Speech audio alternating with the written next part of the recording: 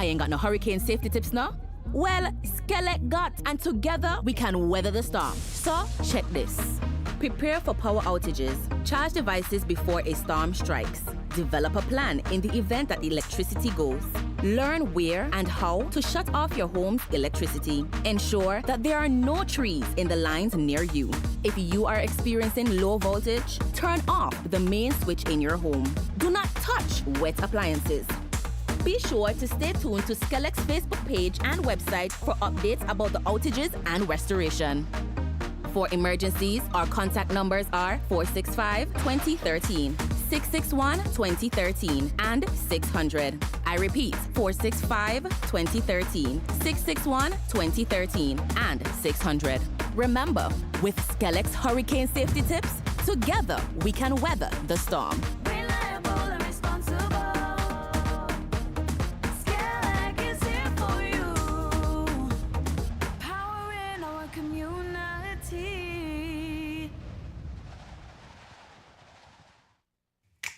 Maybe it's the way the brilliant gold liquid reflects our sunshine, or how the bright blue of its label mirrors the clear Caribbean skies overhead.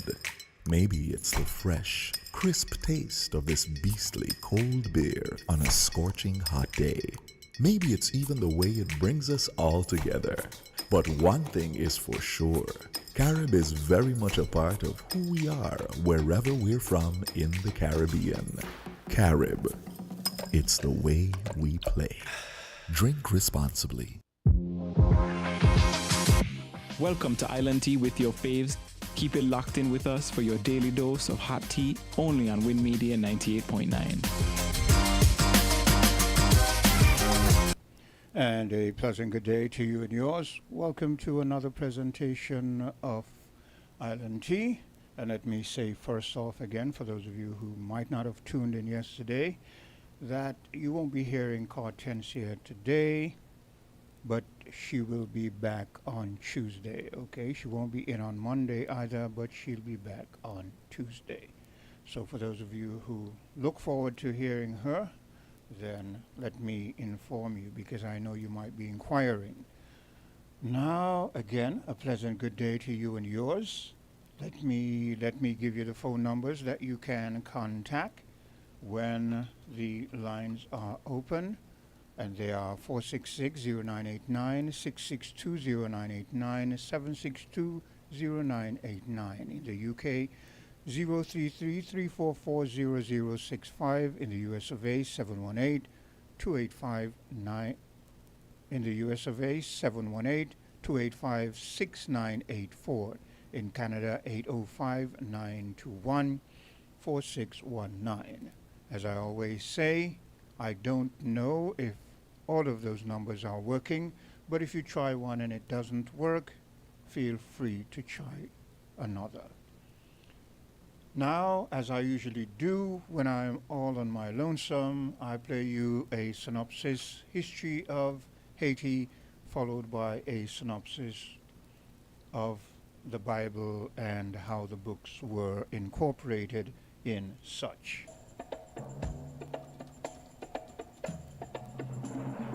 They did not just sit down and let themselves be taken away.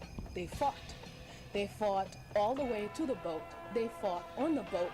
They killed themselves throughout the trip. They killed themselves as they get off the boat, or killed whoever was tying them up. So the fight began the day the aggression, the kidnapping, the slave mentality began to capture people.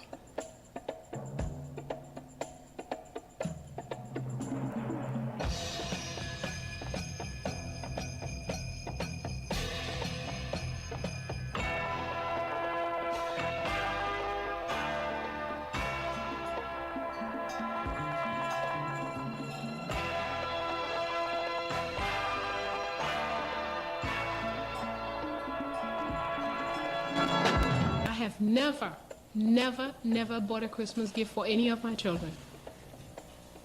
When they started raising havoc on the house, well, mommy, everybody else has, no. Because at a certain age, no matter how you start them young, at a certain age, they want to be like everybody else. So they'll start putting pressure on you. Say, okay, You want to know what Christmas is all about? So, well, everybody does it, Mommy. Even if, we know there's no, but, Okay. We're going to give each one of you $40. We're going to go to the store a couple of days before Christmas. And you will be free to buy whatever you want for your $40. But I'm going to tell you, if you're smart, you're not going to spend your money. You're going to wait after, and we're going to come back to the same store, and you're going to see how much you can buy for your $40. I never had him more complain about no Christmas.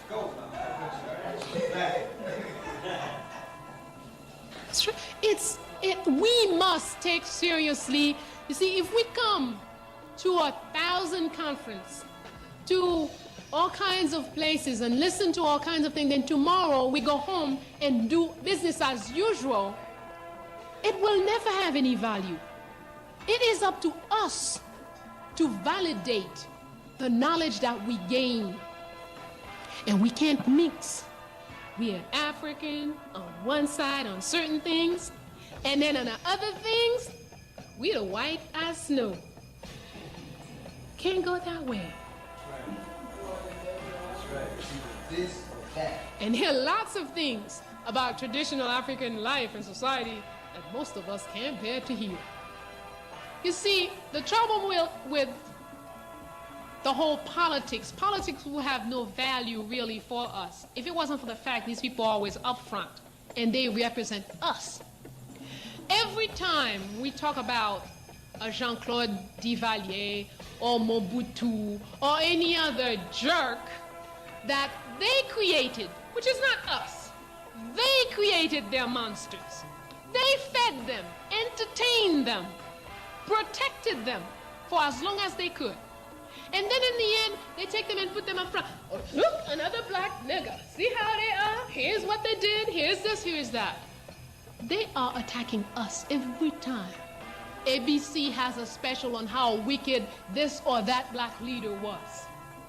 It is really about us. It's to make us weak, to make us not trust each other, to make us not be able to have a leader that you will put all your backing behind and go forward with. It's a well-designed program. You have to see through that. It doesn't mean they didn't do the crimes that they are accused of. Yes, they did. But they did it with U.S., France, England's plan, U.S., France, England's weapons, U.S., France, England's money, clothing, everything. Mobutu robbed Zaire. But where did he spend the money? In France, in Switzerland, in Belgium, in the United States. All the property he bought is where? In their place. So who's going to benefit from the raping that Mobutu did? Not you, not me, not the average man from Zaire or ex-Zaire today. No!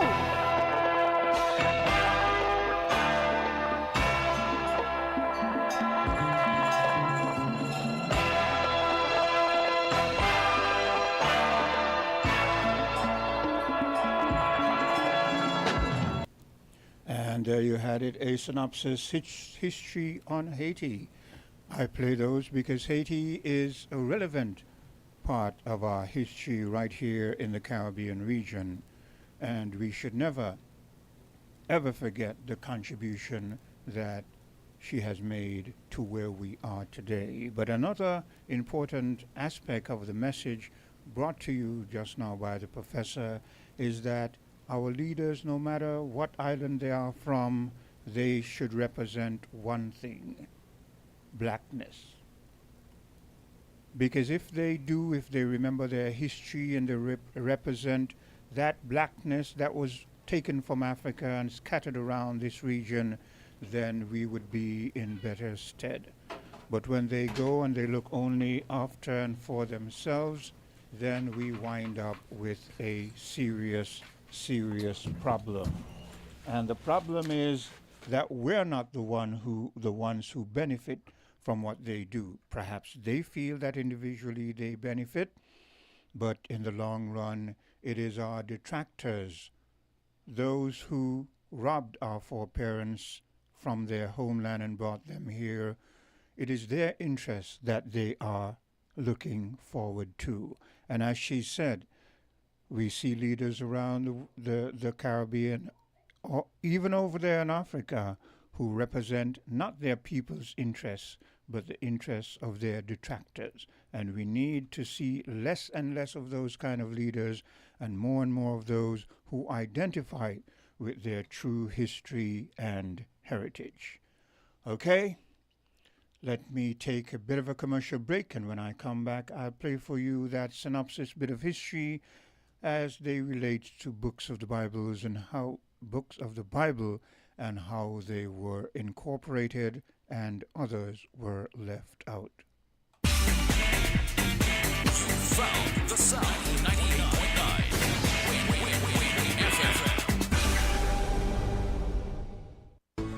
Here are your Horseless Value Mart IGA special. Running June 26th to July 9th. Now our Value Club Blue Tank specials.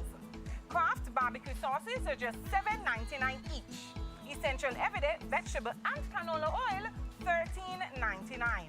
Essential Everyday shredded and chunk cheeses, $7.99 each. Banquet breakfast sausages, $7.99. Essential Everyday fries are just $14.99.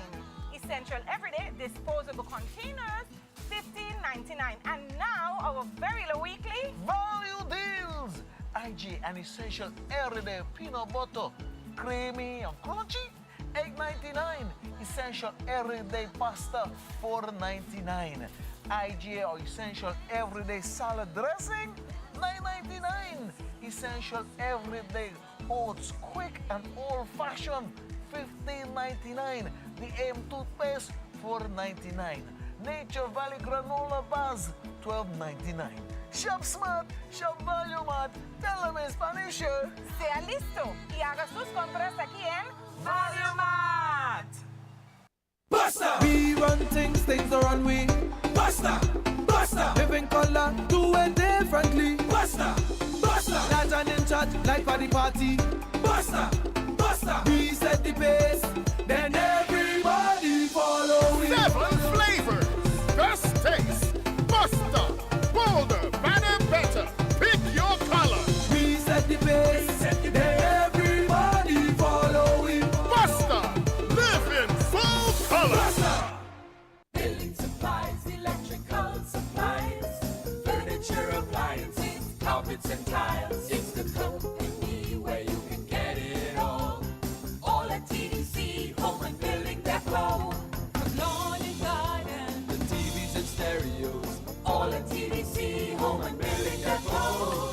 Come on down, get what you're looking for. It's all at TDC, home and building depot.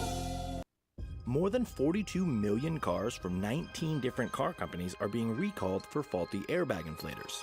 Repairs are fast, easy, and free.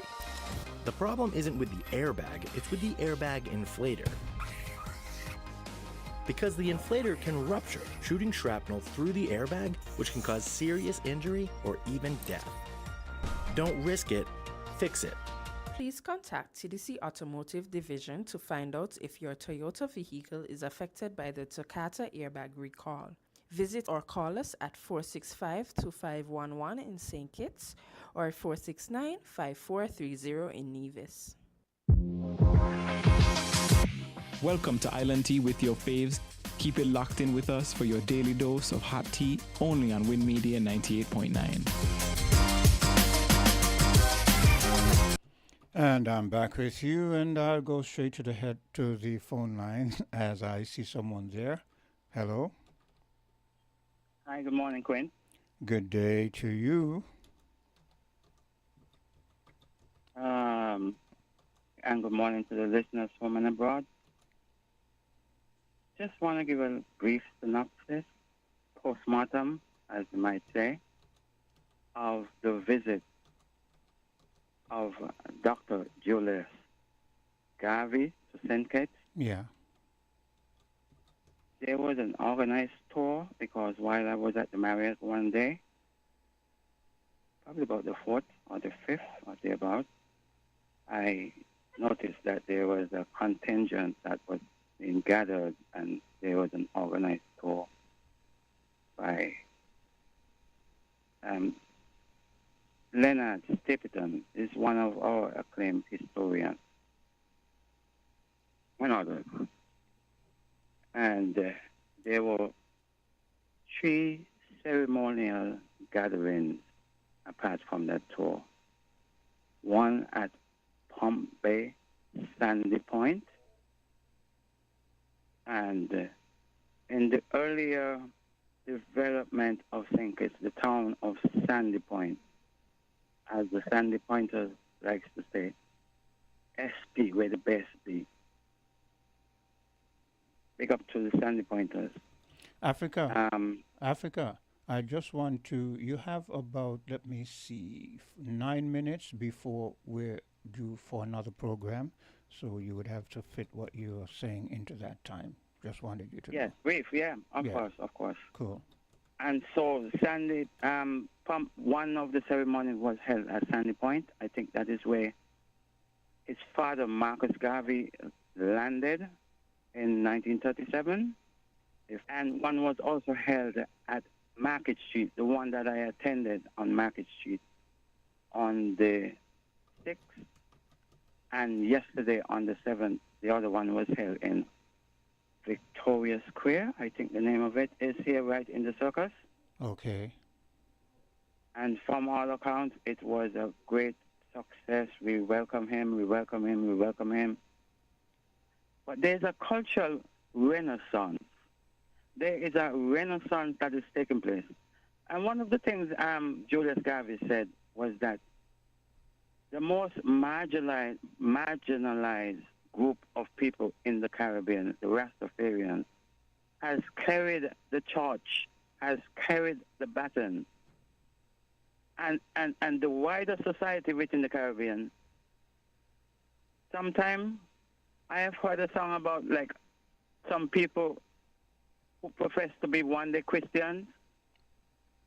I can see that where they are choking themselves, they are stifling who they are because of where we are in our society, you know, the pomp and ceremony within our job details and all that.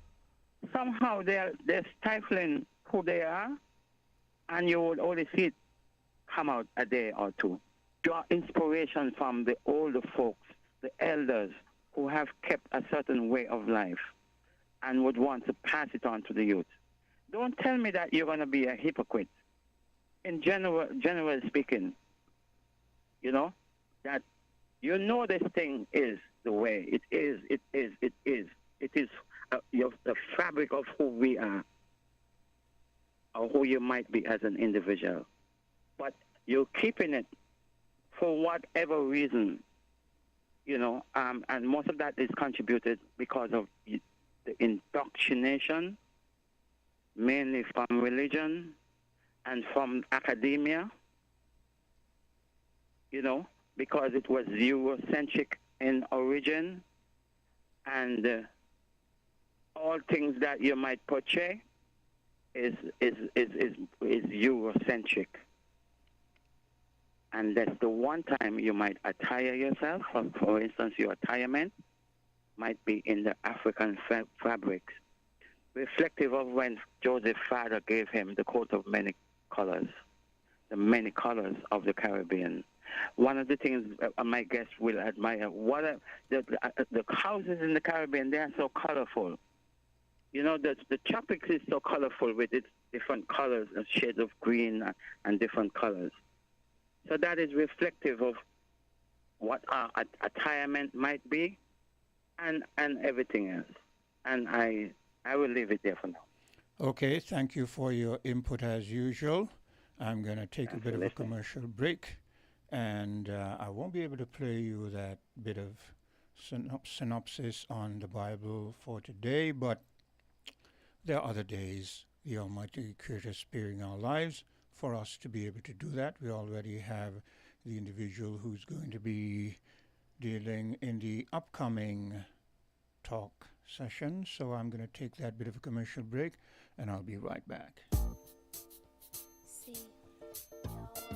WINN is 98.9. 98.9 is Win FM. Kids and neighbors, it's time to celebrate! We're raising our glasses and saying cheers to 20 years as your trusted telecommunications provider. And because we love our amazing customers, we're giving you the chance to win. Every week, we've got exciting prizes just for you. And that's not all. Step into a cash vault for a shot at $2,000 in cash. To qualify, switch to Digicel, activate a 3-day plan or higher, pay your bill in full, sign up for postpaid or a new Digicel Plus internet package. Stay connected, keep enjoying the best service, and get ready to win. 20 years strong, and we're just getting started. Visit a Digicel retail store today.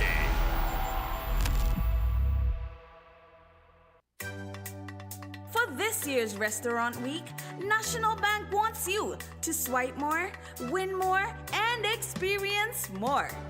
Use your National Bank Visa credit or debit card at any participating restaurant for a chance to win a VIP Culturama experience.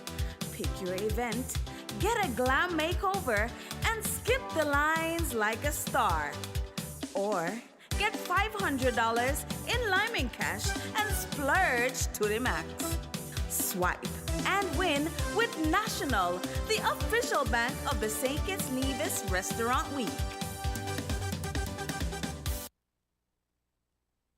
From the time that you taste it, man, you know that it's greatness. Some ice in your cup, tell your friends link up. You know that we Lyman. Signal the bartender. No, we don't need chaser, but if you want, it could mix with anything.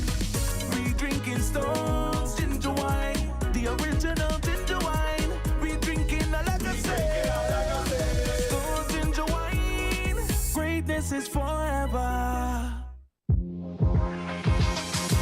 Welcome to Island Tea with your faves. Keep it locked in with us for your daily dose of hot tea, only on Win Media 98.9. And welcome back. And we go right into our next session. We've got our host here today, and he is associated with all and everything plastics and the elimination of such. Good day to you, sir. Good day, good day. Thanks for having me again. I know I was here short time back. Yes. But it's in keeping up the momentum and getting the information out there. And to make sure that public awareness is at its highest capacity as it relates to what we have going on with the plastic ban and other initiatives coming out of the Ministry and the Department of Environment.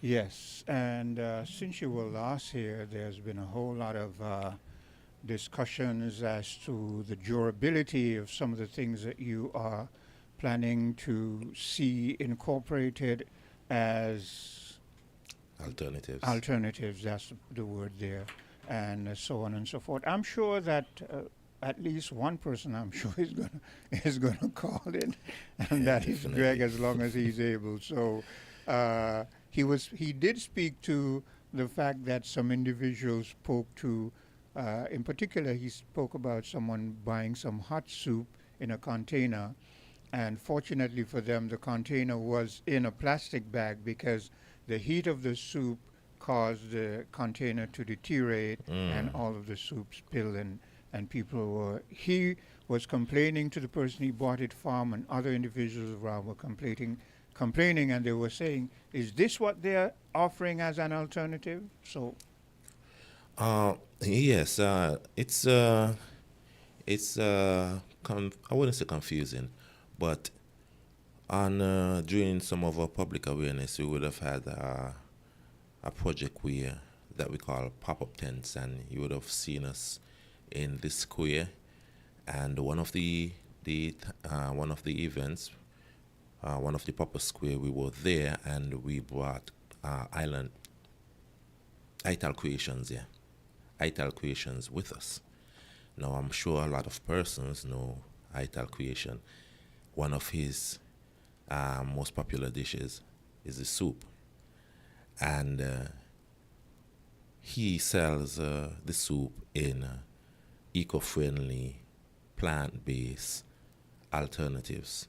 And I guarantee you, he was there for an example when persons came and persons was like, well, where are we going to put soup in? We said, that's Island Creation there. He sells soup. They're selling the main dish today is soup because we want persons to know that there are these alternatives.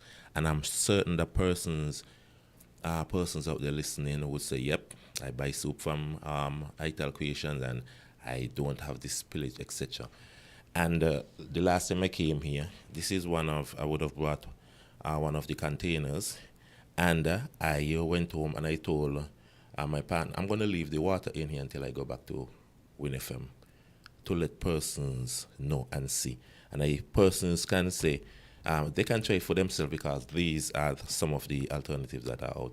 You go, you throw some hot water in it, and you put it to sit.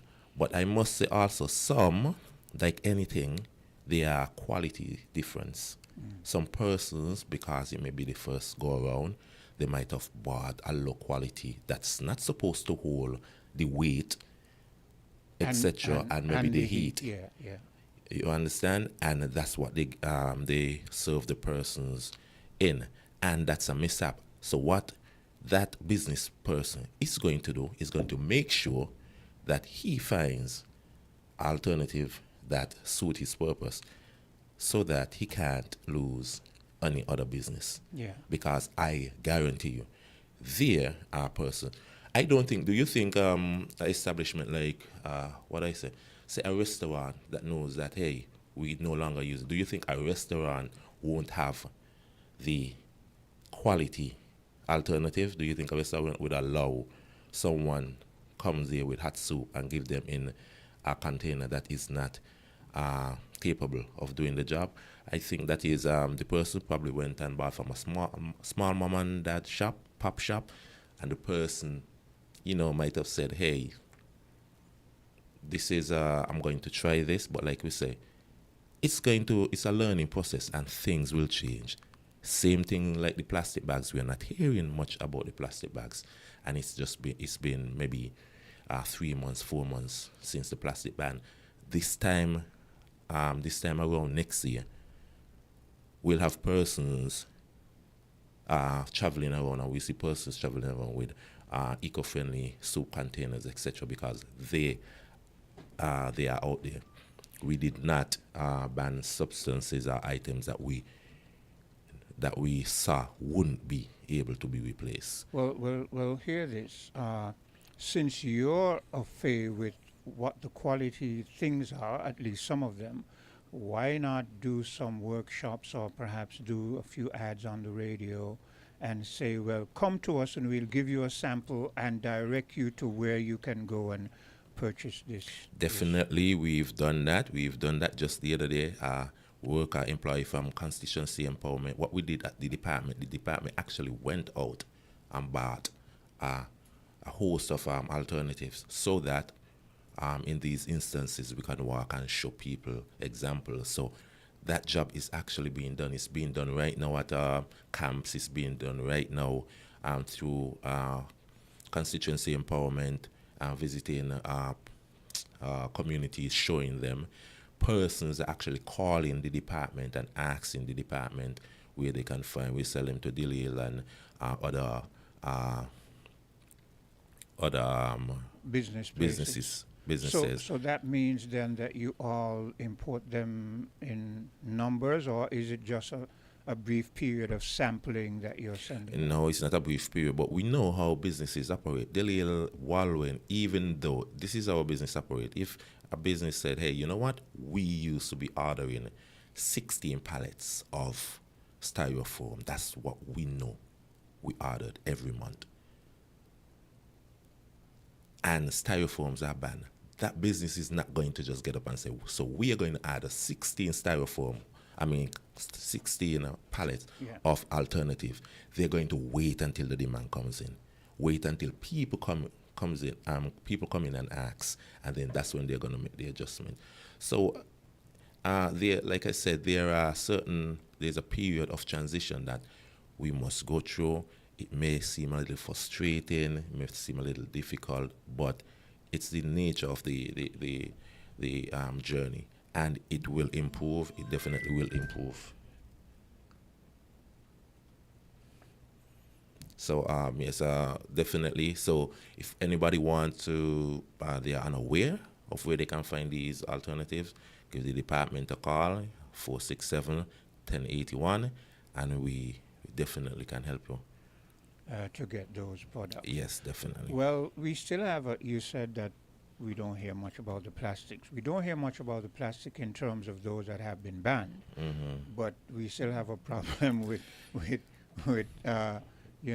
getting something that can hold things that drip and melt and so on and so forth.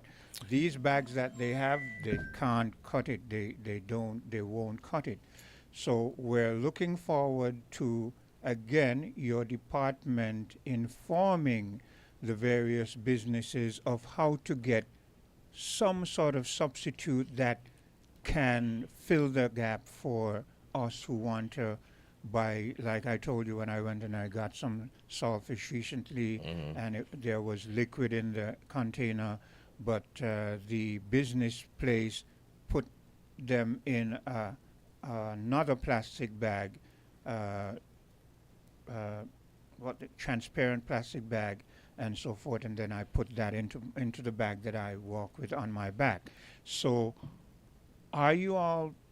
It doesn't. This is my impression. I could be wrong. You would have to correct me.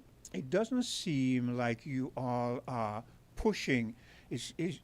You all push for the ban, but it doesn't seem like you all are pushing for something, an alternative to the banned plastic. I'm listening to the alternative that would basically stop the leakage, or hold the leakage. And I am trying to think of the material, because I have bags like that. Yeah. I have two big bags like that in the back of my Jeep that I use for frozen foods. Yeah. So, and if anything leak, it's not dripping through. There are bags out there like that. Some person may say, hey, the bag costs too much. Maybe the bag may cost. I'm not certain what the cost is, but that bag can be used for, you can say, a year, the material. But there are definitely bags out there, because I have two bags like that in my car. But then the question is where you got them from and letting other people I know, think I got them from Masford's. Because I think I got them from Masford Valley Mart. Okay, well, yeah. Well, okay. I've shopped mostly at Hosford's, and I visit some of the Chinese places, and I haven't seen any of those bags. So is it that when they come, they go quickly? Maybe, but I'm definitely, there are listeners out there that's probably perplexed, wondering how is it that persons are saying they can't find bag that would definitely do the job if there's any seepage. But I have bags like that. There are bags out there like that, definitely. And here's another concern I have. I understand, and I don't disagree with you getting rid of the plastics to some extent, but everywhere I turn, I still see these plastic bottles all over the place. So what are you all going to do about that? Because they are just as as plentiful as the plastic bags. When I from the time I come out of my gate, walking down the street, I come down there I live in the vicinity of the Great House, and I come down that place where you have some houses on one side, but there's some kosher trees because someone hasn't built theirs yet.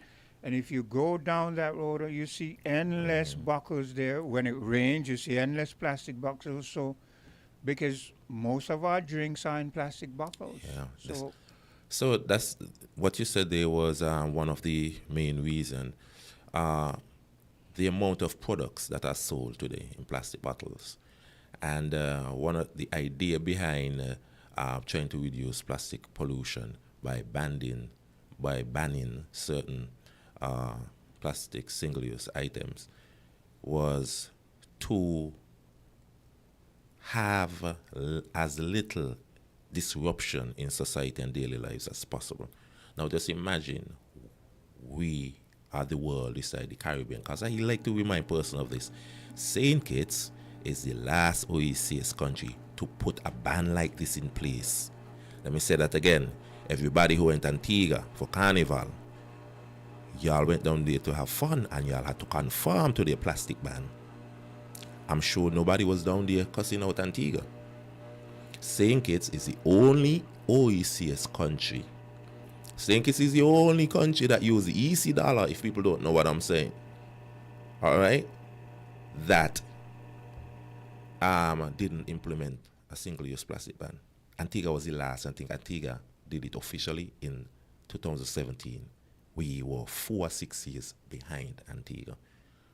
So the same persons that has a problem changing, adjusting, I could understand it. I'm not knocking it. But when persons are speaking like, hey, this should not have been done, we are saying it's a small country, should have stand up and said no, which means all the plastic would have been heading to St. Kitts now. Because no one is buying it from the OECS, and St. Kitts is the only market in the OECS. What would we have done when in 3 years' time the landfill has a problem? Government, what y'all doing? The landfill, Canary persons would have been cursing, the landfill, etc. These are hard decisions. Persons have to make. We know that, but I'm not speaking to the plastics anymore. The single use. I'm getting there. I'm getting there. We already spoke about as little disruption as possible. All right. So banning plastic bottles would have been very disruptive, very, very disruptive.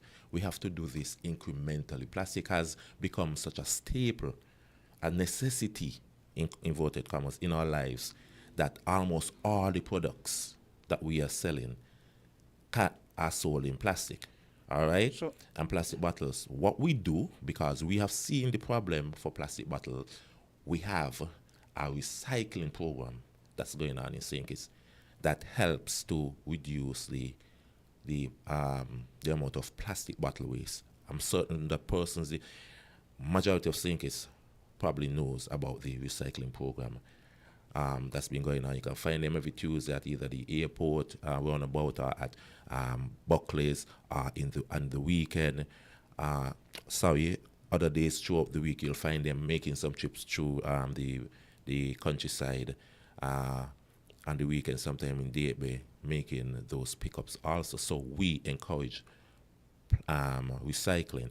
And I want to speak about what you said. You said that when you walk down through communities. Now, sustainability is not just legislation and putting,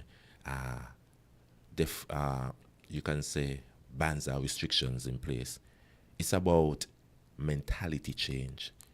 And I would say this, if anyone comes and said, hey, plastic isn't the problem. You know what's the problem? The disposal of the plastic. The practices that we as individuals, the habitual actions that we take as it relates to disposal of these items. We know they're harmful, yet we still, grown-ups, big people, still choose to use them a certain way. So that's the idea. Mentality change, and it begins, persons are pointing, the same persons that are saying, how you could ban plastic bag? It's such a big problem. They're pointing, why do you have plastic bottles? Yeah. Which, that is what I always say, that is a contrary argument. Because Why? you're speaking about, you're speaking about how disruptive or how expensive are all the issues that banning the plastic bag cause. And the plastic bags were not in circulation and as much as the plastic bottles. So what are we saying? All right, persons, we have to do this incrementally, step by step. But hear this. I saw the phone lighting up, but you would have to tell me when you're going to be open to accepting. The last 10 minutes. Okay. Definitely. What I was thinking. Oh yes. Here's this. The plastic bags, and this is why people like myself feel that the bigger countries are just using us. Plastic bags, we buy things, our own personal things. We go to the supermarket, and we buy a number of things, and we need something that will contain those number of things. Okay? So we get these plastic bags.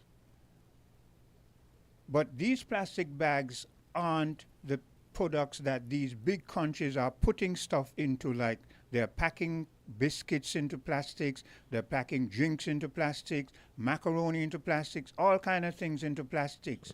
But see what they choose to ban.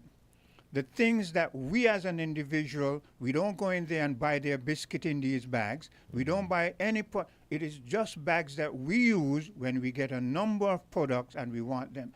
But all of those other stuff that they have with all those plastics that they are making money off of, they say conveniently, and this is where they mix lie with truth. They say, well, you know, it's going to be a bit inconvenient to just dispose that, which is true.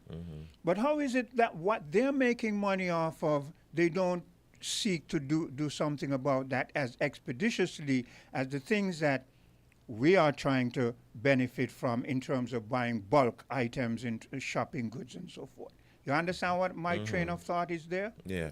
Because almost everything you go into is plastics. And that's the issue. That is why there's a call for action, because we have gone so far down the rabbit hole as it relates to plastic. We are between a rock and a hard place. Something has to be done. I hear you, but Definitely. I'm saying the thing that is being done is not something that affects them. They're still making their money on all the products that they put into the bottle, the drinks and the black biscuits and this. And we still see them when we use them. What are we going to do with those plastics? But they're not putting pressure to say, well, we're going to find a way of dealing with that. A lot of the plastics you're speaking to, definitely, like I said, imagine, I could understand what you're saying, but this is the argument that persons will say. Changing from plastic to another product, a more environmentally friendly product, will cause products to be more expensive. Imagine that is being done to all the other products that you just mentioned. You said that they want to make money. That's them making money because the products are going to be more expensive now. Yeah, but you're still not. The point I want you to get is this: the things that they are making their money from, they're still mainly in plastic. I know, but are you saying that? And they are the ones who are who are responsible for the main pollution around the world. But yet still they come with a big stick and they beat a small island around the head and if they say, anybody get comes rid and of beats these small. me. No, I don't mean literally. No, I mean, I know what figuratively. you're saying, but Yes. of course, anybody who comes and beat me and say, hey, I'm going to beat you for doing something that's going to improve your bedroom, your yard, your household, your community, your island, I'm on board with that.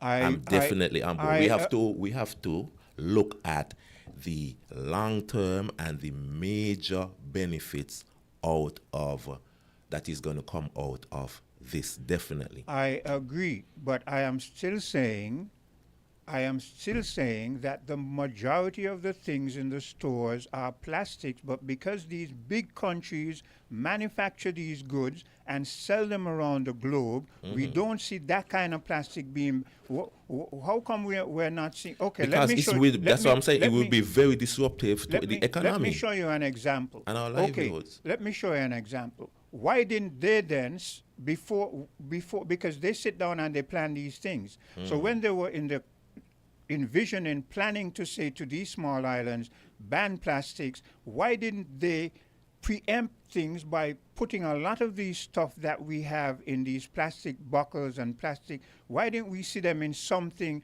other than plastic then, like a more user-friendly material? They're doing the experiments. They know what is if you're going to say, get rid of this, you should have an alternative. Why haven't we seen them doing that but yet still they're imposing on us. I don't have a problem with us doing certain things, but we are small in the contribution of the pollution of the earth. They are the big ones. They are the ones who are doing it. We want to see them lead by example and stop coming and just giving us directive because they can do so. It seems to me they're just telling us to do things because they're in a position of power and they can say to do things. I'm not saying the things they tell us to do are not good things, but we want to see you lead by example because. But but they are leading by example. A lot of these, there's over 150 countries that are on board with the plastic ban. There are, I mean, the way America is set up, everybody in the United States, there's the federal and there's the federal law and the state law, which means that states can pass their own law if they wish, and there are many states who have done so. So what I'm saying, a lot of persons saying that these big countries are the ones that's imposing and they're not doing. That's not so. Just the other day, Trump had to come and reverse the ban on straw because these plastic straws were banned. So I don't think it is completely true when you say that these big countries are, pushing things on us and they're not doing it themselves. And another thing, we are developing countries. We have not quite yet reached the development and the industrial heights that all these other countries are at. And it is a great initiative, and it only makes sense to clean up our act and to make our act and our mentality and the way we envision the future more sustainable. So if we are going to move forward with anything, we do it differently from these larger countries who chose to just been flooding the world with plastics. Something has to give. Something has to give. And you have a caller, by the way. Yeah, and I'm glad that we are taking this initiative. I think it'll be beneficial. A lot of people look back, and this might be one of the things. I remember, I get a little humor here. This may be one of the, in terms of initiative, this may be the peninsula, the Southeast Peninsula. A lot of people didn't envision the idea. I didn't have the vision, but now they see. We are seeing some of the benefits of what you're doing. We're not knocking you. Don't get it wrong. I know. I am definitely. knocking the bigger countries who are dictating. This has nothing to do but with I mean, you. if let's. We have a caller. Yeah. Caller, go ahead. Yes. Good morning. Good morning to you, gentlemen. Wait, yeah, I'm trying to follow. No, this is Burl. Oh, okay. Yeah. Good morning to you, man. Good morning to you. Morning. Good morning to Quint as well. Yeah, I'm trying to follow Quint, right? And I'm trying to align myself with what he's saying or what he's asking, right? Mm-hmm. I'm here in the United States, right? Mm-hmm. And from what I observe, it is not a national ban in this country on plastics. I just made the difference. I just made the difference. I made that difference as a federal and state. So, yes, yeah. It appeared to me, right, from my recollection. Mm-hmm. A campaign came out here in this country about looking at, either banning the plastics or whatever, but it might have come down from federal. But it seems like there was a shift in this country. And when they first put that out, they technically put that out on the whole world, really. And it appears to me St. Kitts and Nevis was trying to listen to that. And then now back in this country, it's like they shifted on you guys, but you guys still went ahead and implement the ban. But in this country, the ban is not national. And so then, therefore, what I'm seeing here is that there is an industry here. It's a recycle industry here, both plastics and metals. Mm-hmm. But I don't see that happening in St. Kitts and Nevis. I'm hearing only about the ban. If there is recycling going on there in St. Kitts and Nevis, it might be limited. Or Taiwan and China, at some point during the year, there were campaigns to clean up the place, right? But they have the old vehicles laying around the place, and they have the old appliances in the guts and in the bushes. But my thing is that in this country, it's an industry. Why couldn't we make an industry in St. Kitts and Nevis and put people to work? Why couldn't we have done that? And also, here in this country, here's the comparison that I'm making, right? In this country, persons, citizens can go pick up stuff like the metals and the cans and the bottles and stuff and take them to the depots. And when they take them to the depots, they get paid for that. But I'm not seeing that happening in St. Kitts and Nevis. So somewhere along the line, comparatively, I've seen a difference. I'm seeing an industry in the United States, but I'm not seeing an industry built out in St. Kitts and Nevis. But what can we say about not building out an industry and as an opportunity to diversify and also to let the common man in the streets get some type of minimal money in their pocket when they turn these Okay, goods in. And if remember. Okay. The last point I want to make, Quinn, as an go incentive, ahead. right? Yeah. As the monetary incentive, and we would probably have more people bringing in their vehicles and stuff instead of abandoning them on the road. That's the last point I wanted to make. And I'll listen off the ear. Thanks a lot. Okay. All right. You said a lot. Let's see if I can. Some of the things you would have said is that why can't. In a nutshell, what he was saying is, and I kind of agree with that. Since you're imposing a ban, let's go back to the plastic bottles. Since you're imposing a ban and you're the main culprit thing in the world, say to these small islands, here's what we're going to do. We realize that we still ship to you a number of things apart from the single-use plastics that are in plastic. Here's what we're going to do. Whenever these plastics are used, get us recycling initiative in place so that you can get these bottles, and you when we pick them up, we are going to ship them from here to wherever we dispose or whatever we use plastics for. You understand? So that rather than these plastics going to our landfill, they dispose of them because they are the main polluters of. That is kind of what he's saying. But he's also saying that they're not following what they're imposing on us. Yes, he said that, and that's just the nature of the political structure in the world, in America. In America, there's federal and state law. There's a federal law, and persons will think it's a nationwide law, but each state can determine based on their own interests if they can get on board that initiative. Also, he asks, why can't we in St. Kitts turn it into an industry? I think people have the misconception that recycling is it's really profitable. The thing is, any person who, if I'm solving a problem in St. Kitts, the best thing for me to do is to try to have some sort of reward or turn that problem into something that we can benefit from.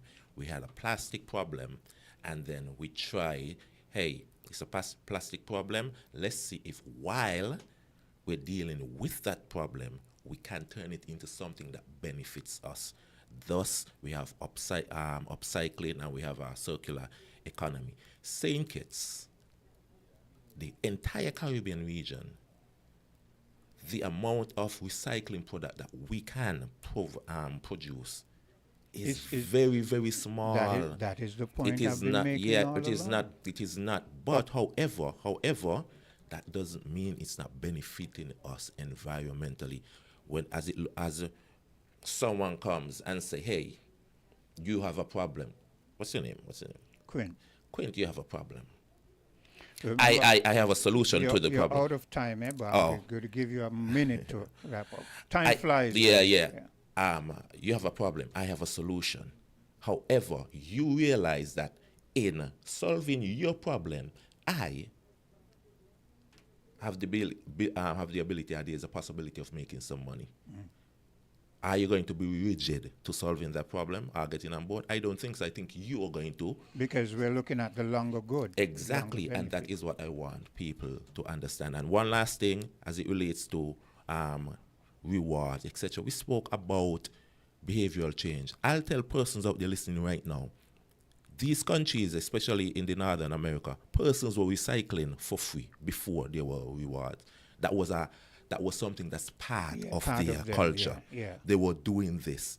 of course, more people got encouraged even further when they became the monetary rewards. benefit. Exactly. But the knowledge and the habit of recycling was already instilled, and that is what we want to do going forward. So I just want to remind persons that the second phase of the plastic ban is in place, which bans the sale, distribution of styrofoam containers, styrofoam egg crates, plastic straws, and I work with, we didn't get in the conversation, but I work with, and I probably can get Quint, I work with an example of some straws. Persons I actually gave, I think his Work Nation, I went there, and I told him, I saw him doing something, and I said, hey, that's a problem.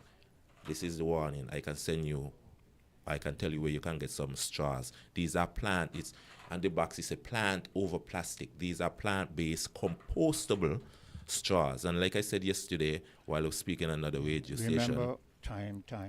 Yeah, I want persons to replace the word biodegradable with compostable. So instead of looking for biodegradable products, replace that word with compostable. So compostable plastic, compostable straws going forward. I'm sorry that we're out of time. I had so much more to say, but I'll be back. Okay, thank you for being here. We're different. We're 98.9. 98.9. Win FM. Man, I'm telling them country. Carry Festa is connections, community, and unity. It is understanding each other without saying a word. Separated by water, united in purpose. One voice, one story, one song. Carry Festa is we thing. Come for Carry Festa 15 in Barbados. Book your stay now at visitbarbados.org/Carry Festa. Got itchy palms? That's a sign. Money could be coming your way with Scratch and Win from Caribbean Lottery. It's the easiest way to win instantly. No waiting, no fuss. With tickets starting from just $2 up to $20. Win over $35 million in prizes. The higher the price, the bigger the prize. So scratch today for your chance to win up to $200,000. Available at Caribbean Lottery agents island-wide. Must be 21 years and older to play. Carry Festa is the whole region looking good, and the whole road is rerun with. It's in the way we walk, it's the way we talk, it's the way we move. We ready for the world, and when we step out and pose just so, it's pure style and fashion. Look away! Come for Carry Festa 15 in Barbados. Book your stay now at visitbarbados.org/Carry Festa.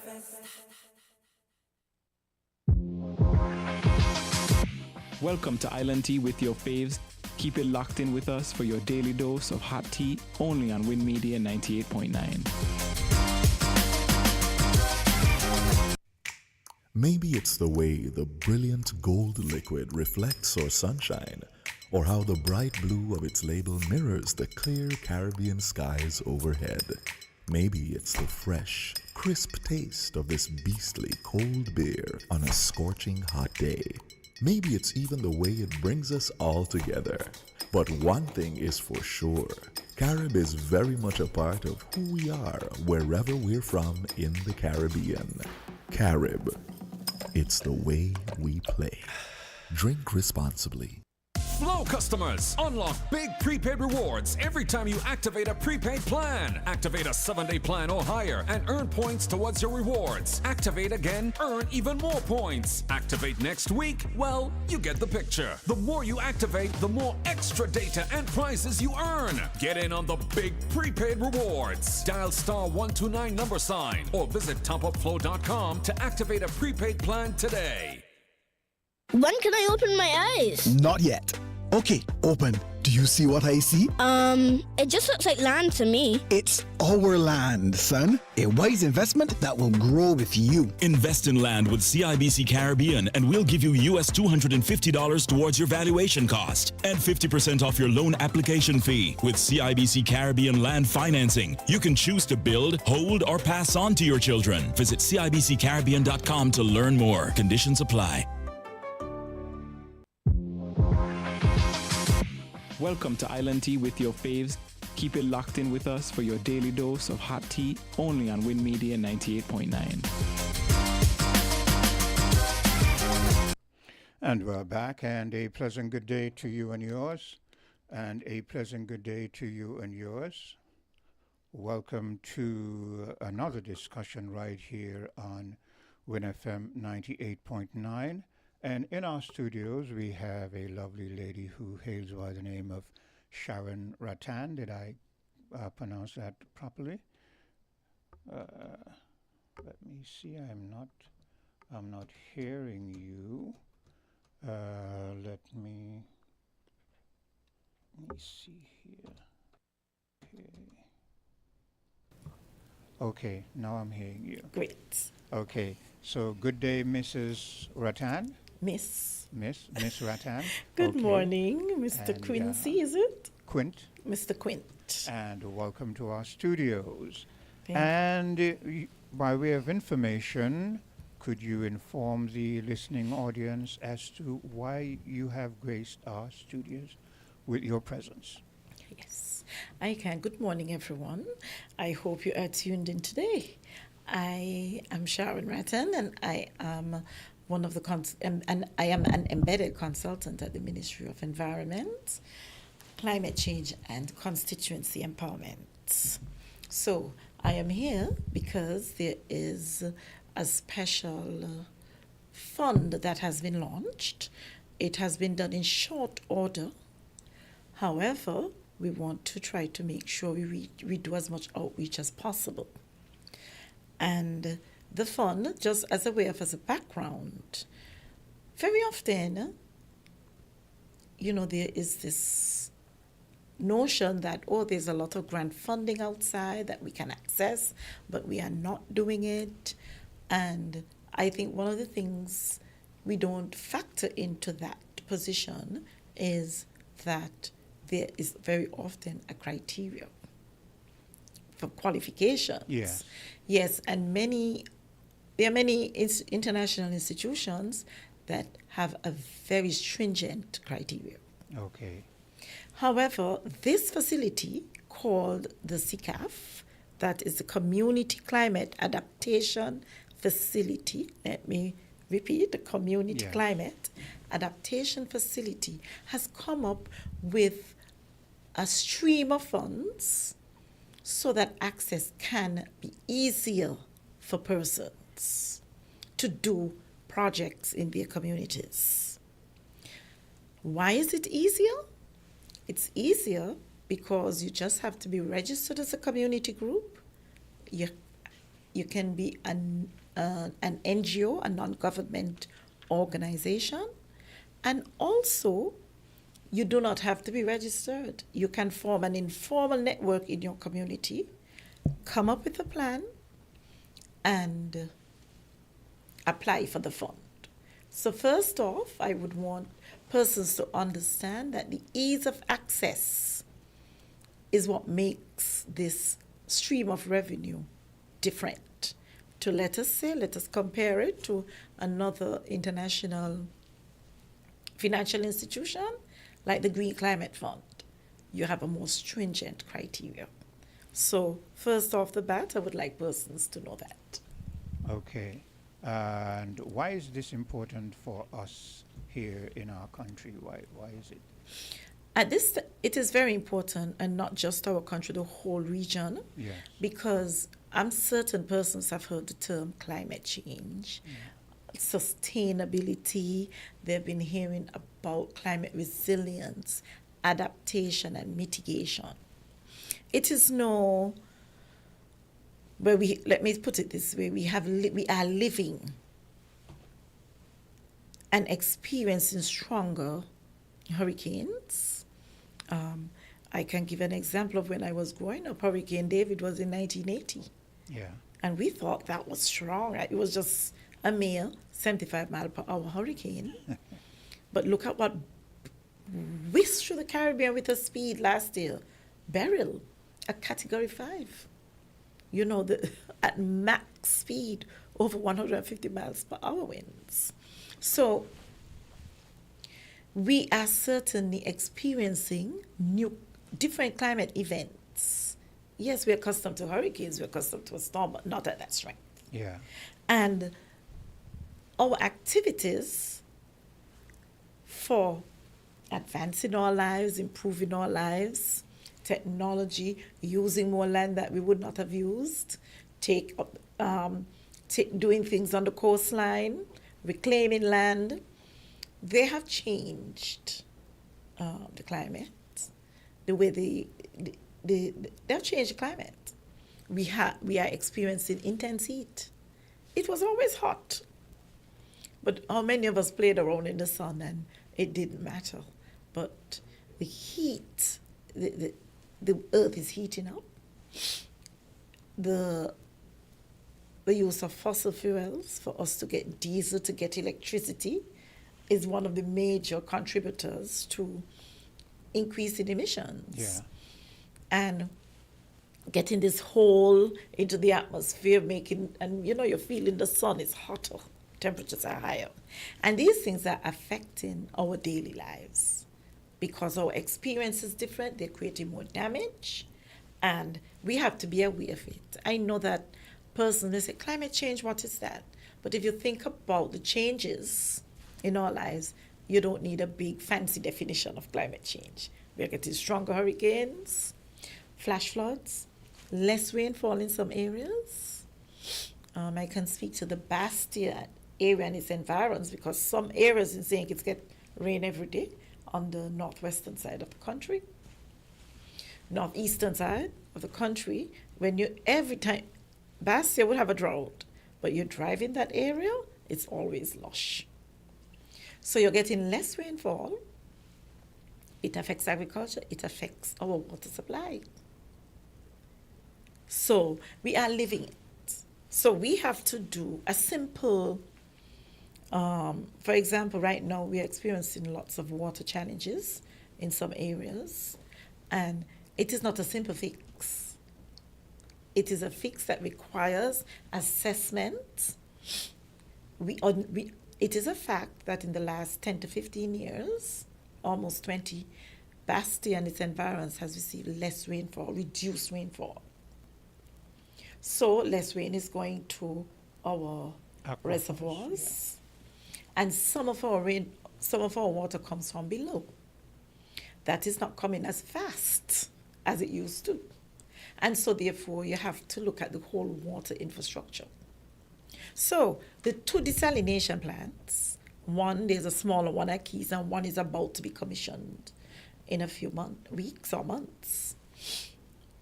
That is one of the adaptation measures so that you can increase the supply of water. So there are two under construction, but one is about to be commissioned. Yes, one is at Keys, a smaller one. Yes, I think that has been commissioned. Okay, but the larger one at Bastia, there, going up there by the Bear Road, by Bird Rock, that is almost complete. Okay, well, I wasn't aware that the one in Keys had already begun to produce.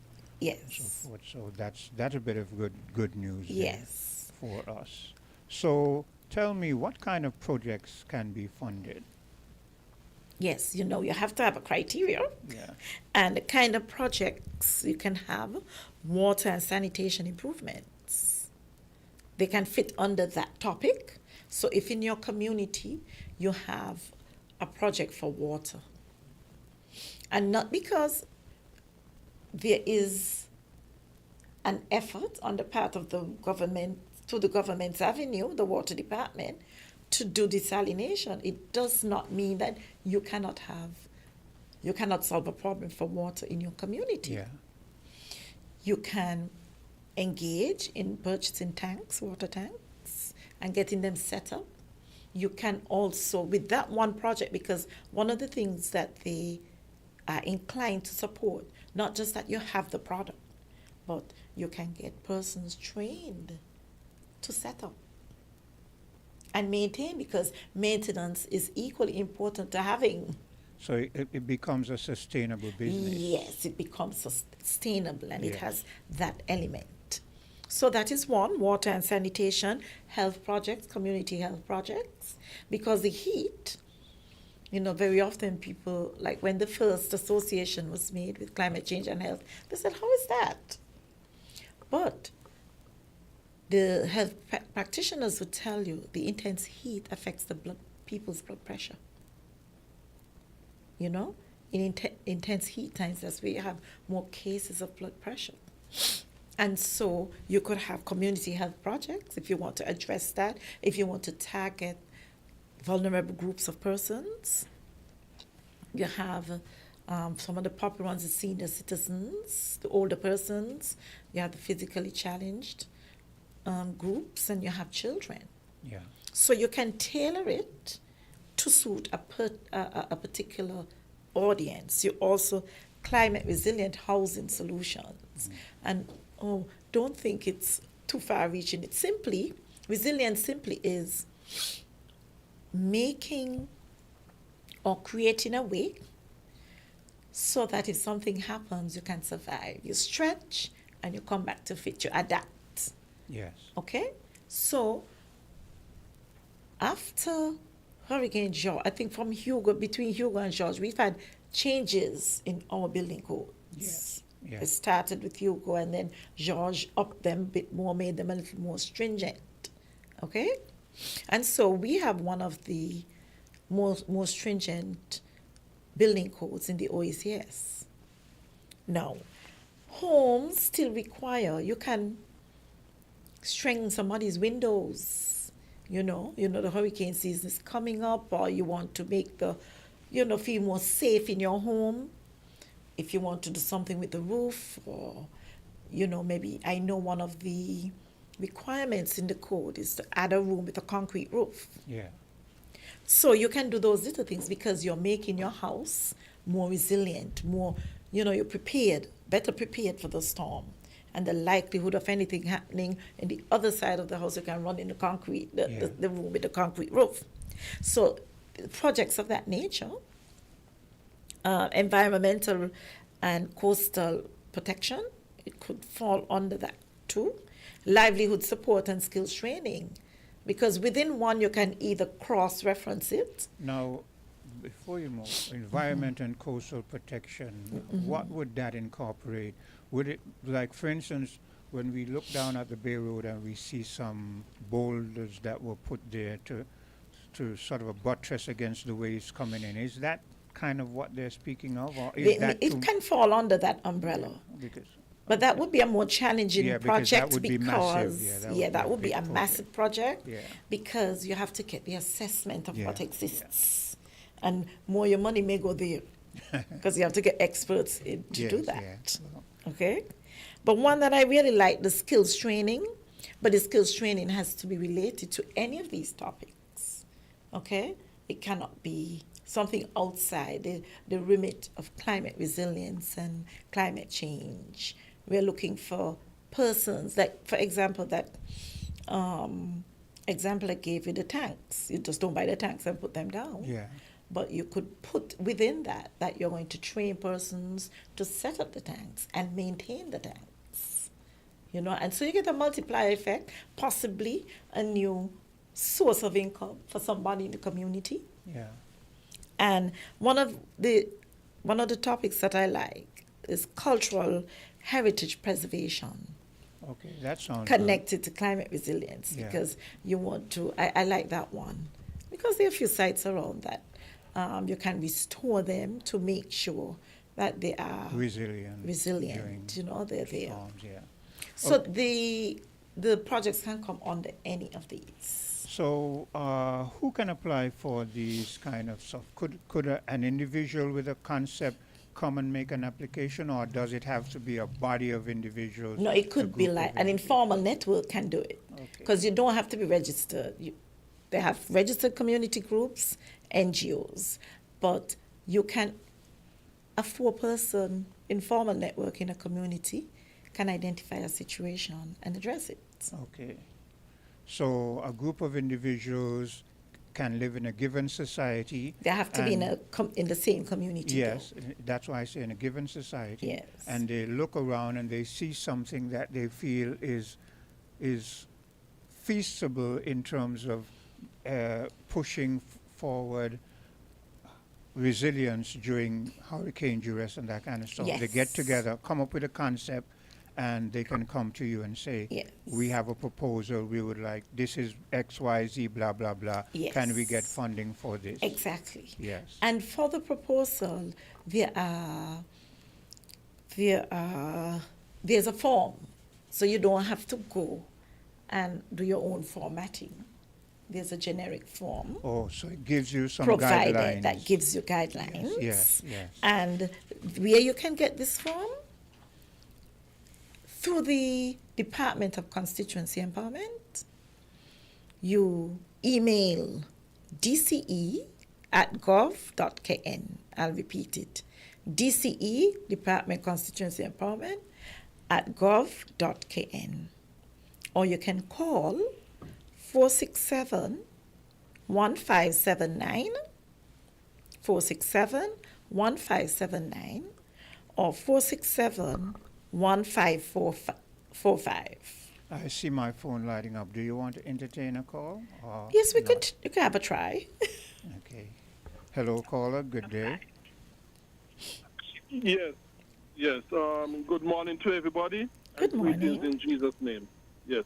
Good morning to you too, and greetings in Jesus' name. Yes. Now, what I'm going to say is connected with this. I tried to get in the previous program, but I couldn't get in. But what I what I'm going to say still applies here.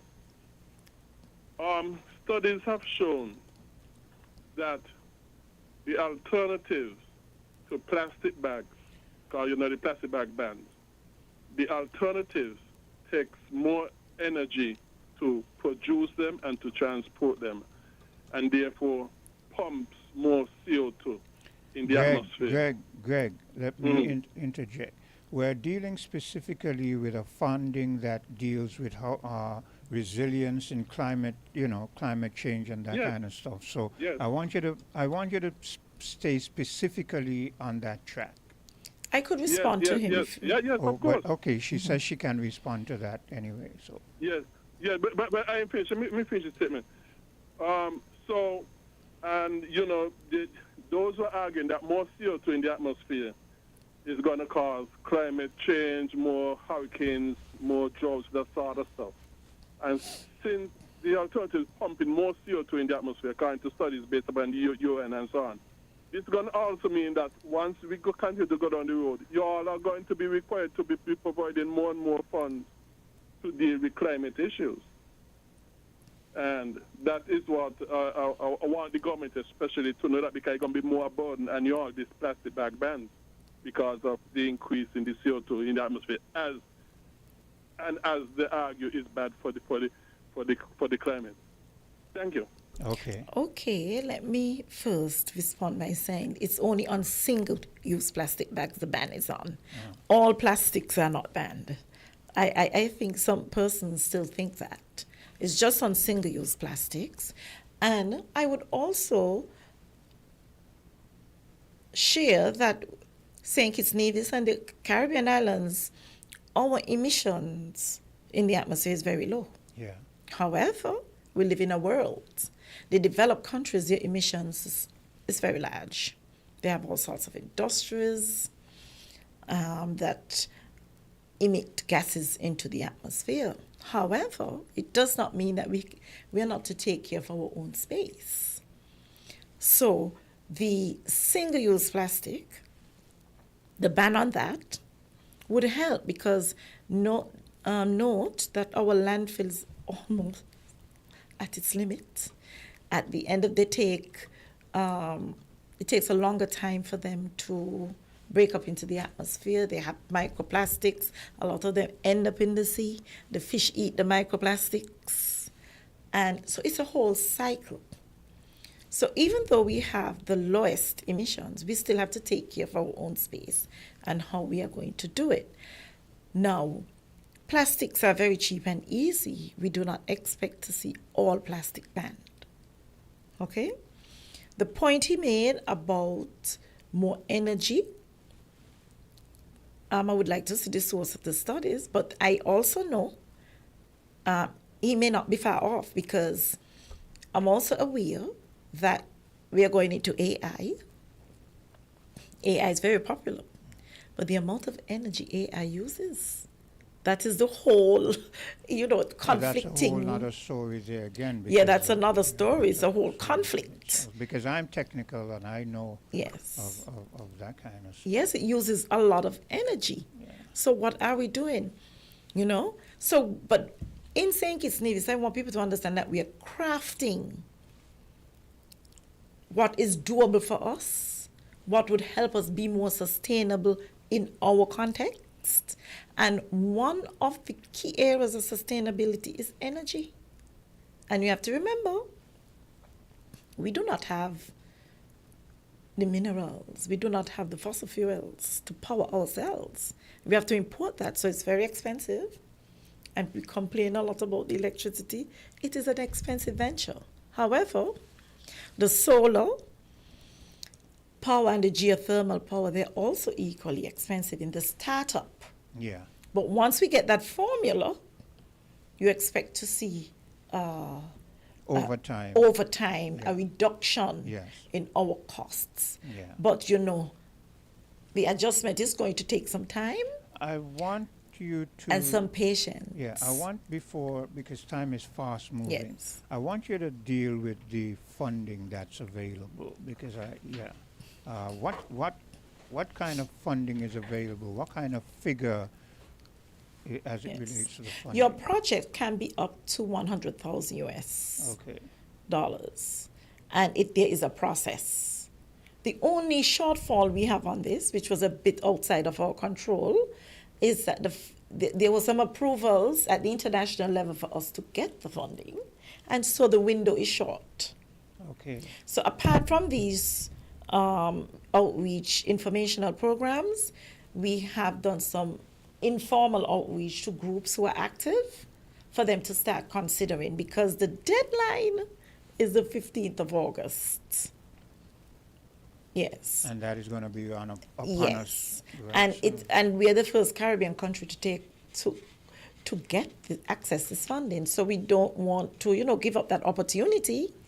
It was short, but rather than just say it's a short period, let us go with it and utilize what we can within the given period. Because it will be ongoing. Yes. So when when you submit, you'll get all the information from those, from the email and the contact numbers. Yeah. You submit to a national steering committee who would vet to make sure, it's in water and sanitation, community, and then there's another vetting process beyond our control at the UN, who will vet it for general things, gender, make sure those issues are addressed, the viability of it, and then the funding will be released sometime by December.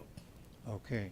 So as we wrap up, I would like you to give your final statement to the public to encourage them to be a part of this initiative. Yes, I'd like persons to take the opportunity. Do not shy away. I think sometimes we shy away from, climate resilience, what is that? Climate adaptation. We are living it. Look around your community, see what gaps you have, who you can help. You do not have to be registered. 4 to 5 of you can come together. The form is quite, it's there, so you don't have to worry about creating your own project proposal presentation. You have a form that guides you, and the staff at the Constituency Empowerment can direct you to persons to even guide you in completing the form. So make use of the opportunity. I know in an interview I did before, persons were concerned that some persons had tanks and they were not set up. That's a good opportunity. So I'm giving you some tidbits. You can look at the housing of older persons, your own home. Do you have something to strengthen the part of your roof you can speak to a community group about, so that we can access this funding? Because it is easy access, trust me, because the other caller also alluded to it's going to take more revenue to address these ideas of energy, etc. But the kind of revenue or funding the government attracts is more stringent. Yeah. So we were very happy to welcome this easy access opportunity. So finally, how do they get in touch with you, like give them that information? The same, let me repeat again. Yeah. dce@gov.kn. dce@gov.kn, that is the email address. Or you call 467-1579 or 467-1545. And I know a lot of individuals over time have complained that they can't get funding to do certain things. So here's an initiative that you should take part of.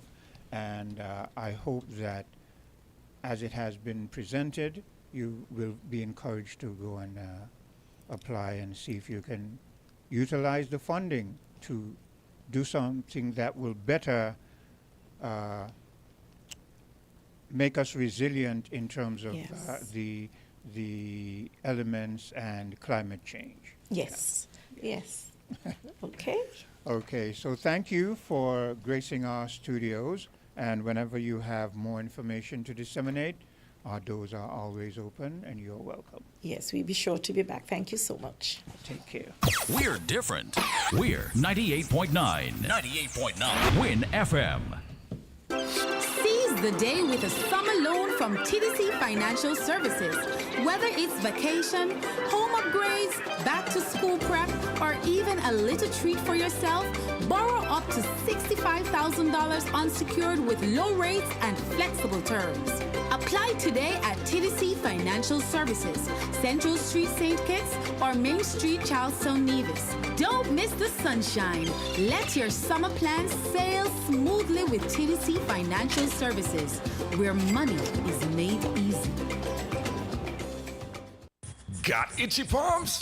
That's a sign. Money could be coming your way with Scratch and Win from Caribbean Lottery. It's the easiest way to win instantly. No waiting, no fuss. With tickets starting from just $2 up to $20. Win over $35 million in prizes. The higher the price, the bigger the prize. So scratch today for your chance to win up to $200,000. Available at Caribbean Lottery agents island-wide. Must be 21 years and older to play. Flow customers, unlock big prepaid rewards every time you activate a prepaid plan. Activate a 7-day plan or higher and earn points towards your rewards. Activate again, earn even more points. Activate next week, well, you get the picture. The more you activate, the more extra data and prizes you earn. Get in on the big prepaid rewards. Dial *129 or visit topupflow.com to activate a prepaid plan today.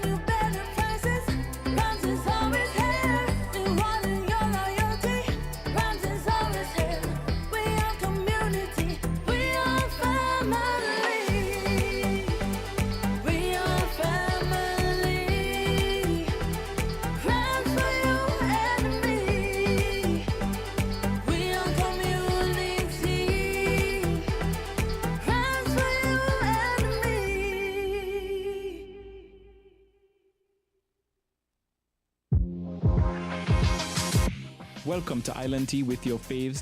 Keep it locked in with us for your daily dose of hot tea only on Win Media 98.9.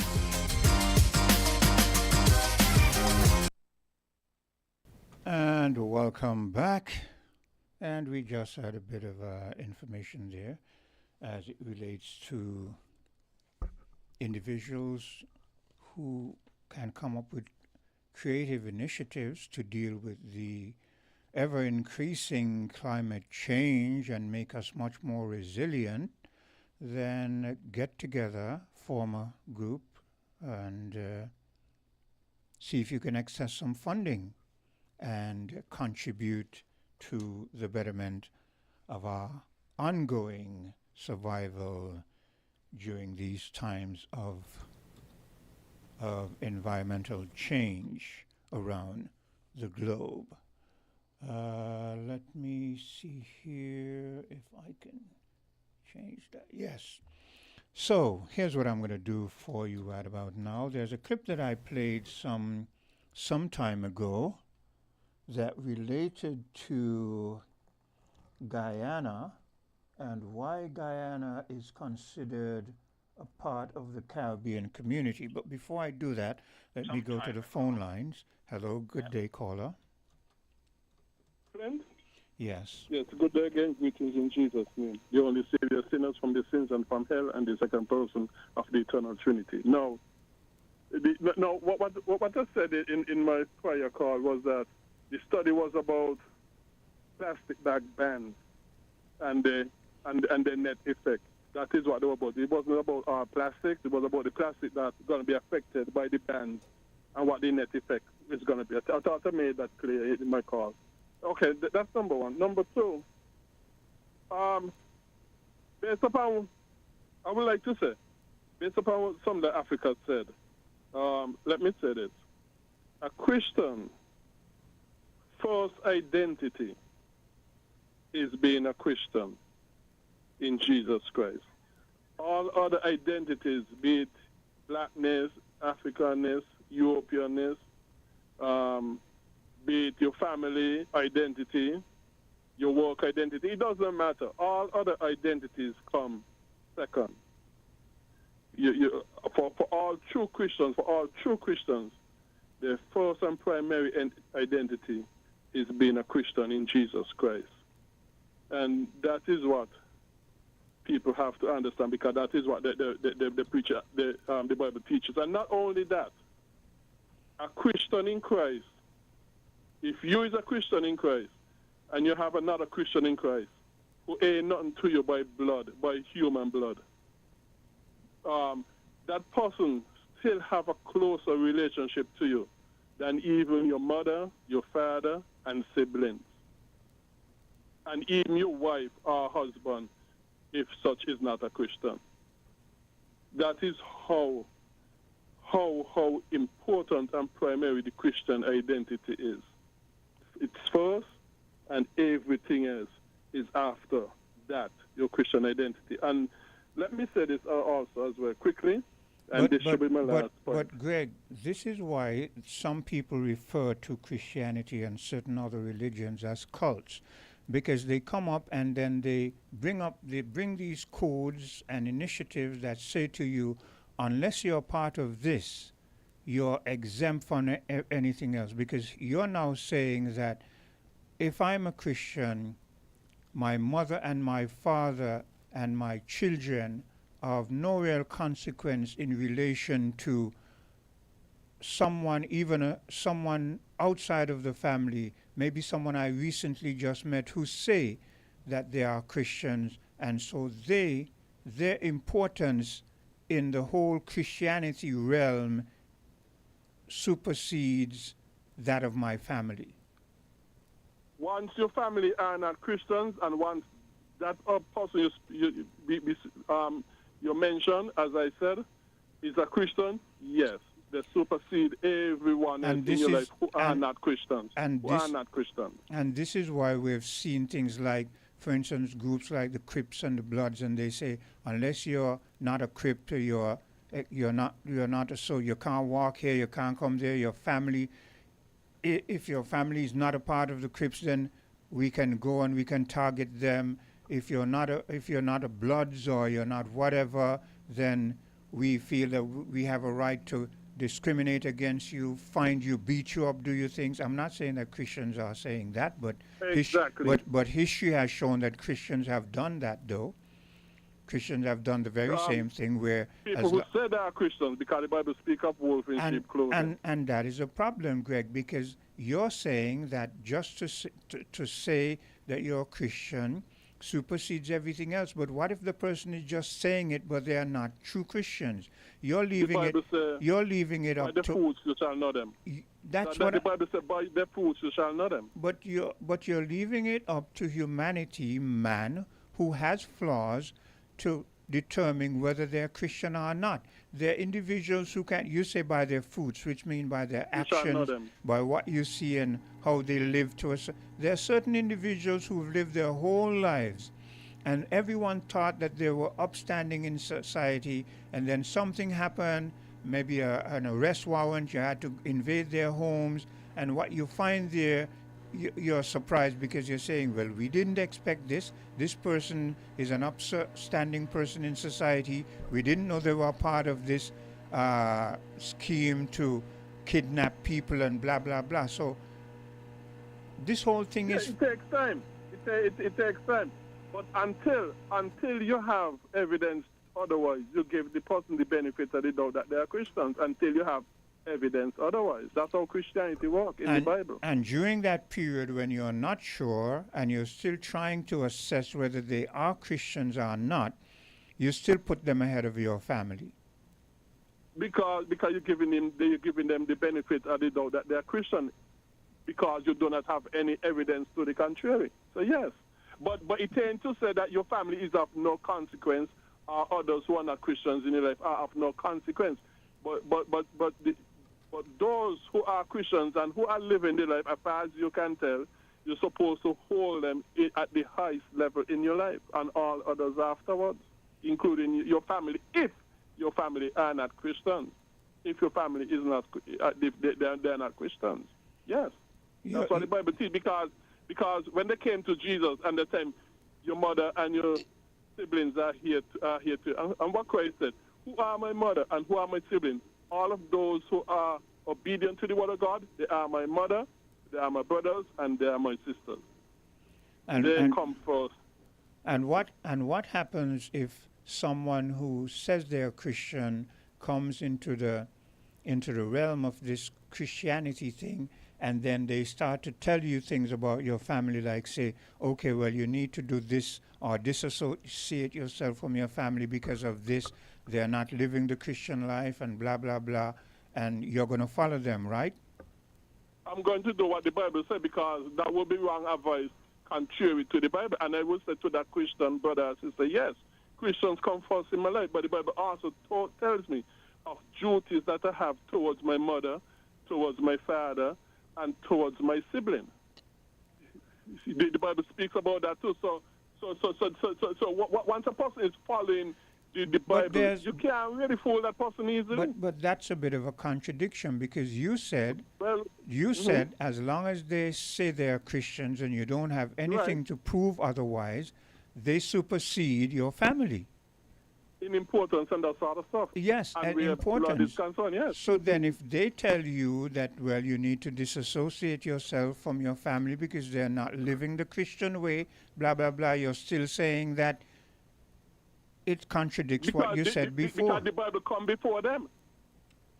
The Bible come first of all. The Bible come before anybody, including Christians, yes or not. The Bible come before everyone and everything in your life. So if somebody who is a Christian, and I believe they are Christians, and they come give me advice that are contrary to the Bible, I'm going to pull up and I'm going to say, no, this is what the Bible says. Because the Bible says to obey the Bible above men. Well, anyway, when there is a clash. All I'm going to say is this is why I thought it best to move away from the doctrine of the church, because it was all mixed up, and I couldn't, to this day, I still can't really understand it, you know. Look at Quint, even if the pastor come tell you something, as much respect, when I say you, I mean you in general, as a general Christian, talking about Christian in general, even if a pastor come tell a Christian something, who is a member of his church, something, and what the pastor tells him is contrary to the Bible, the pastor ought to tell the pastor, no, you are wrong, and I'm going to obey the Bible and not what you say, because what you are saying is contrary to the Bible. You know how is true Christianity. You know how many individuals have done that, and they have been either backbenched or disassociated from the church by the very same pastor. And the following of the church members side with the pastor, because as far as they're concerned, he is the voice of God. Well, once you are in obedience to the Bible, You need not worry. God will fight your case. You need not worry. You just stick with the Bible. And even if the pastor, even if he's a true Christian, but yet he tells you something that's contrary to the Bible, you go with the Bible and ignore the pastor and that particular instance where he's contrary to the Bible. Yes, and if you get back bench or whatever, God will fight your case. Don't worry about that. What you think I don't attend these churches? Because they're so contrary to the Bible in so many ways. Mm-hmm. No, but lastly, I want to say quickly, Quint, all other gods except the God of the Bible are demons at best. Be it gods in Africa, gods in Europe, gods in Asia, North, Central, and South America, wherever else in this world, all other gods of other than the God of the Bible are at best demons, and they will lead you to hell for all eternity. Only the God of the Bible is the one true and living God, as the Bible tells us, including in the book of Isaiah. And as Paul said, they are demons, all the other gods and goddesses and ancestral spirits and all them sort of stuff. They are demons at best. And that is a problem I have, where man just decides who is God, and then man decides that if you believe in a different God, that your God is a demon. Man, you know. But these men or women who determine that their God is the only true God and any other is a demon, these individuals are human beings. But they say they have been, by some divine inspiration, given the authority by God. So they call themselves Christians, and they say, our way is the only way, your way is demonic, and, well, all I'll say is I live my life as I feel pleased, and I don't try to conform with something that, when I analyze it, it doesn't really add up to me. But to each his own. Everyone has a choice to make, and they follow that choice. I'm going to play for you this bit of this clip in closing, and it is to deal with why Guyana is a part of the Caribbean community. Let's examine what makes the Caribbean the Caribbean. The definition of what is the Caribbean can be a deep philosophical question if taken to its core.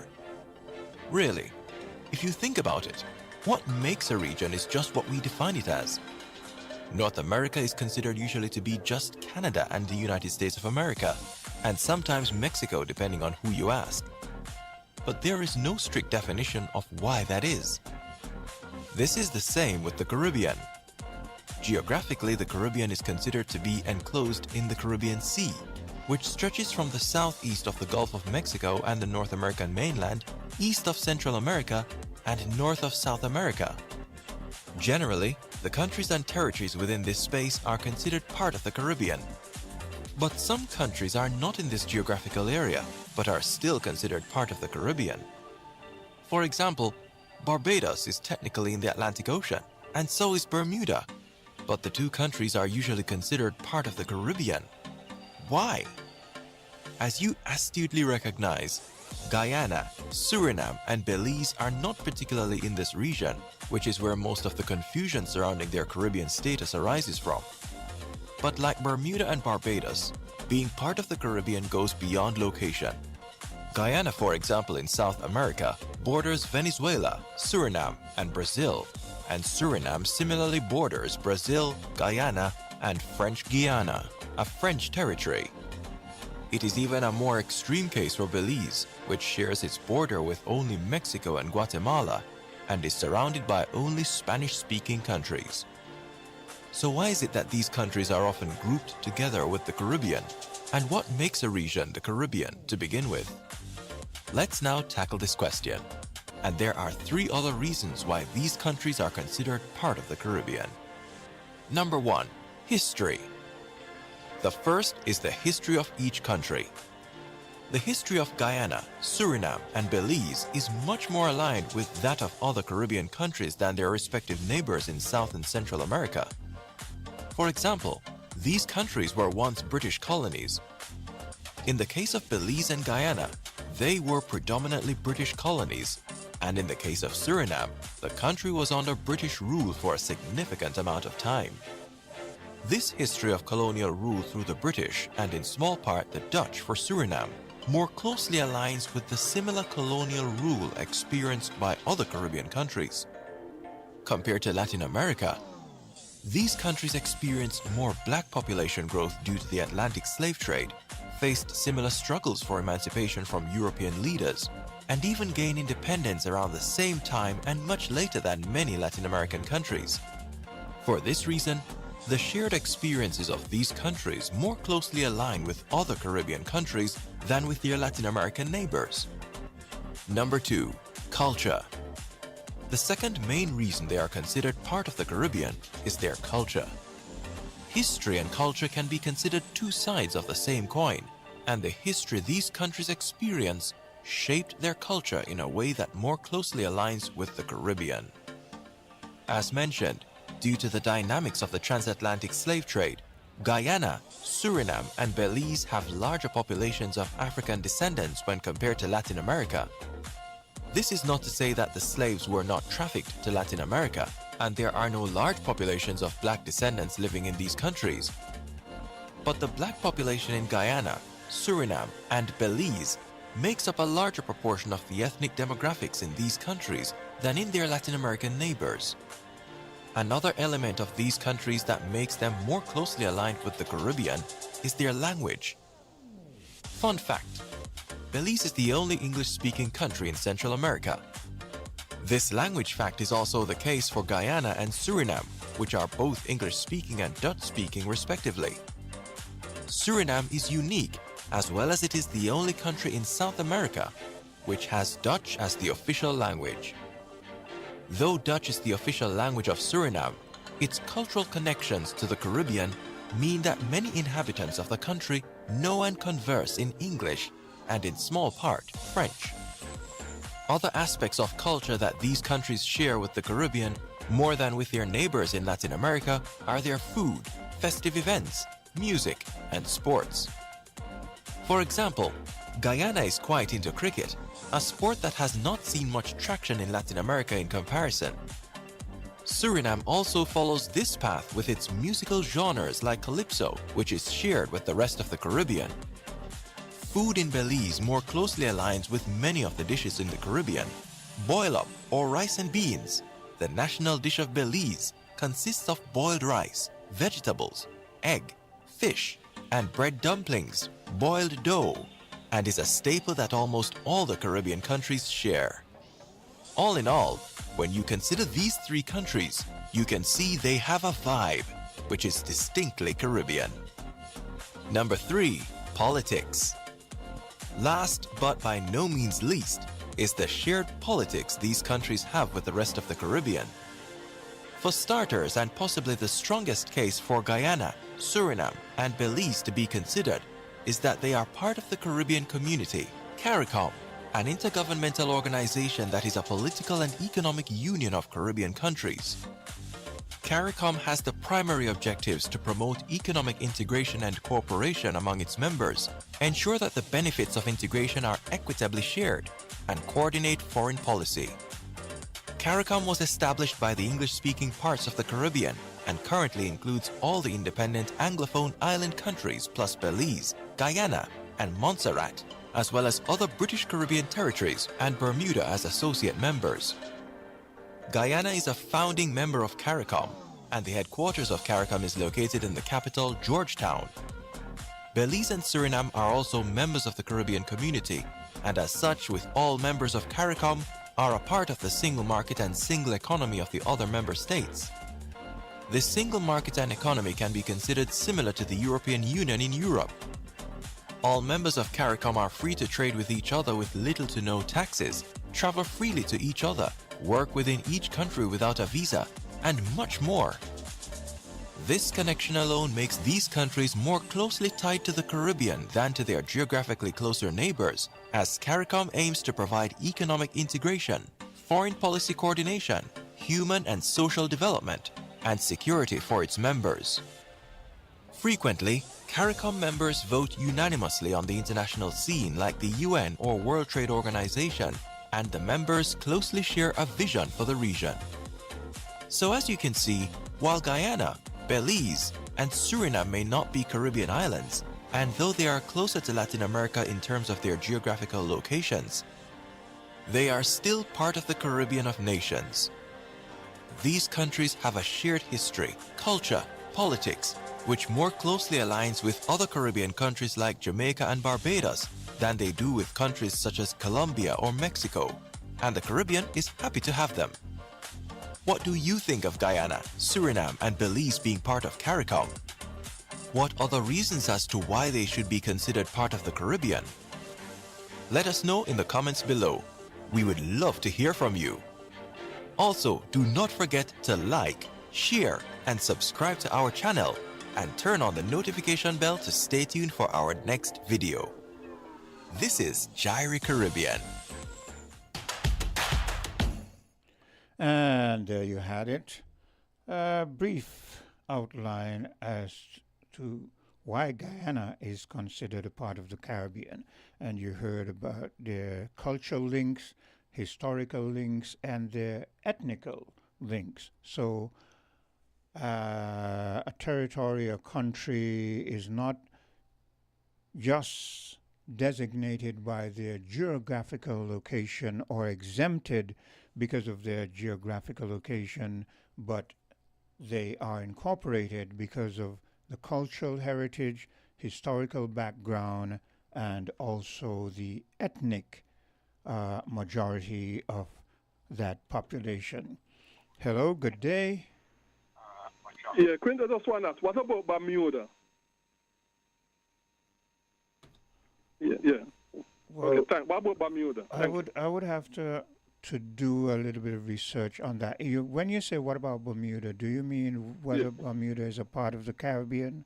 Right. I would think so, but I'm not too sure because I think, if I'm not mistaken, you know about this thing that deals with CARIFESTA, right? Yes. Yes, and if I'm not mistaken, I think that Barbuda is a part of it. So, and if they are, then it means that they are a part of the Caribbean. But I would really love to know that, because I've always asked. But then you can also, you're privy to research. So you only research. That is true. You only research that is biblical things. Huh? That is true. You just brought it to mind. Yes, I'm gonna have to do that. Thanks for that reminder. Cool. Yeah. Thanks. Take care. Cool. Yeah, just getting on Greg's case there a bit. Yes, so we've got about 2 more minutes before I'm out of here. Yeah, like I was saying, because I had that bit of a discussion and I was a bit stumped because Hortensia, who is Guyanese, was saying that they were not a part of the Caribbean. But I was sure that I was more inclined to believe that they were. And so I did my little research and found out that yes, they are a part of the Caribbean. And we've had this discussion. But I replayed that because I played it before, and when I played it before, a number of individuals said it was very low, the volume was very low, and they did not hear what was presented. So I felt it was good to rehash that, bring it back to you. Okay, so we've come to the end of Island Tea for today, and I'll be back with you on Monday. Today's Friday, right? Yeah. I'll be back with you on Monday, and then on Tuesday, Hortensia will be back with us, and everything will be going as per usual. In the meantime and in between time, I say to you, do continue to have a great day, and may all that you wish for come to fruition. You found the sound 98.